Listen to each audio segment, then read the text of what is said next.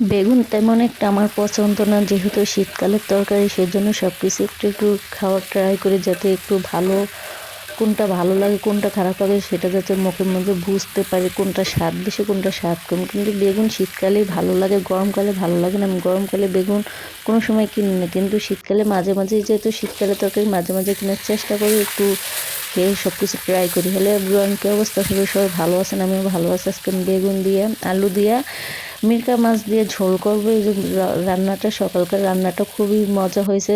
বেগুন একটা পছন্দ না, তারপরে রান্না করছি, খুবই ভালো লাগছে। তো প্রথমে আমি চুলাটা জ্বালিয়ে তেলটা গরম করে মাছ, আমি যেহেতু একা মানুষ 3 বেলা খাবো, 3 পিস মাছ ভেজে নিলাম।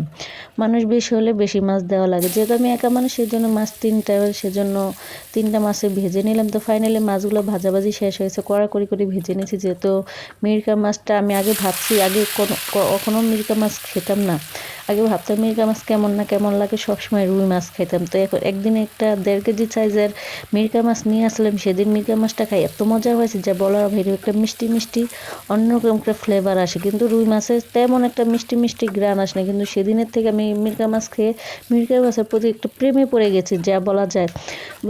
মিরকা মাছ একটা অন্যরকম স্বাদ, যেই মাছের কাটা বেশি সেই মাছের স্বাদও বেশি, এটা আমি ছোটোবেলা থেকে আমার মার মুখে শুনছি।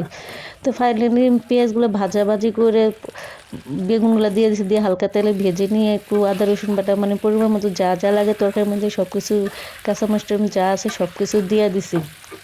কিন্তু রান্নাটা অনেক মজা হয়েছে। ভাবছিলাম যে বেগুনের তরকারি কেমন না কেমন হবে, কিন্তু পরে খেয়ে দেখে অনেক ভালো হয়েছে। মাশাআল্লাহ, আল্লাহ দিলে শীতকালের তরকারি সব কিছুতেই ভালো লাগে, যদি আপনি যেভাবেই রান্না করেন ওরকমটাই ভালো লাগবে। কিন্তু গরমকালে হাজারও ভালো করে রান্নার চেষ্টা করেন, তরকারিটাগুলো মতো মজা লাগে না। গরমকালে যদি আপনি ময় মশলা কমও দেন, তারপরে তরকারিটা অনেক ভালো লাগে।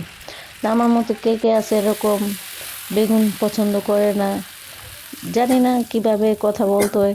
তারপর বলি যে এখন তরকারিটা ফাইনালি কষানো হয়ে গেছে, এখন পরিমাণ মতো ঝোল দিয়েছে। বেগুনের একটা জিনিস কি, বেগুনের যতই ঝোল দেবেন কিন্তু বোঝা যাবে না, কারণ বেগুন যে ভেসে ওঠে। কিন্তু আমি এই জিনিসটা আবার বুঝি, কারণ অনেক সময় মানে কষাতে কষাতে বেগুনটা হয়ে যায়, সেজন্য পরিমাণ মতো ঝোলটা দিয়ে দিলাম। দেওয়ার পরে এখন বেগুনটা ভালো ঢেকে দিব। ঢেকে দেওয়ার আগে মাছগুলো দিয়ে দিলাম, যেহেতু মাছগুলো তেলে ভেজে নিচ্ছি, এই জন্য মাছগুলো আগে দিয়ে দিচ্ছি তরকারির ভিতরে, যাতে একটু ভালো করে সিদ্ধ হয়। যেহেতু মাছগুলো ভাজাভাজি একটু নরমটা হলে একটু ভালো লাগে। তো চুলার তরকারিটা ঢাকনা দিয়ে এখন আমি চুলাটা মোছার চেষ্টা করতেছি। রান্নার চুলা জ্বালানোর অবস্থায় চুলাটা মোছামুছি করতেছি, যেহেতু আমার এখন একটু কাজের তাড়া আছে। যে ভাত রান্না করছে, ভাতের মারগুলো ওখানে মানে সব কিছু ফালে রেখেই করতেছি। ফাইনালি আমার তরকারিটা হয়ে গেছে, এখন আমি ধনেপাতা দেবো। শীতকালে তো ধনেপাতা না দিলে তরকারিটা মানে অসম্পূর্ণ থেকে যায়। সেজন্য সবাই হোক, বড়লোক হোক, ধনী হোক, গরিব হোক, যারা ধনেপাতা পছন্দ করে সবাই ধনেপাতা দেওয়ার চেষ্টা করে। আমি তো এক কথায় ধনেপাতার একটা লাভ, আর আমার কাছে ধনেপাতা দেওয়া অনেক ভালো লাগে, অনেক লাগে। এখন আবার ফাইনালি মোছামুছি করতেছি, যেহেতু রান্নাটা প্রায় শেষ হয়ে গেছে, আবার হয়ে গেছে, সেজন্য আবার মুছতেছি। তো আজকে আমার ভিডিওটা কেমন লাগছে অবশ্যই কমেন্টস করে জানাবেন। পরবর্তীতে নতুন আরেকটা ভিডিও নিয়ে আসবো। আজকে এই পর্যন্ত, আল্লাহ হাফেজ।